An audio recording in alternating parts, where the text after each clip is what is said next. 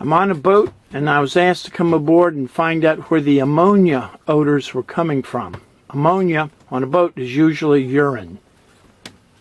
So we opened up the hatch to the rear of the engine room and you can see the two engines and the two transmissions.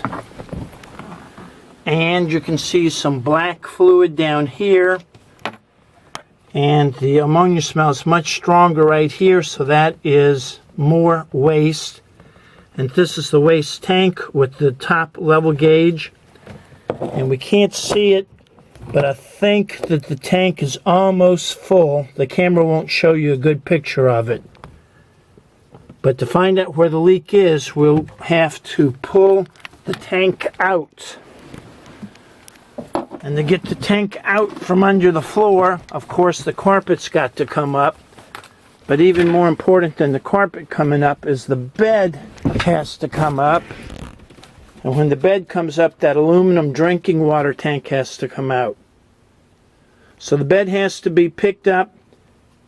That aluminum drinking water tank has to be pulled out.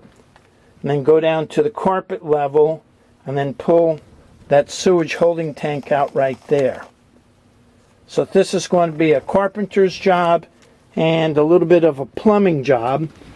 Fortunately, we're in the Fort Pierce, Vero Beach neighborhood. There's a place in Fort Pierce called Marine Liquidators that has brand new tanks available in stock.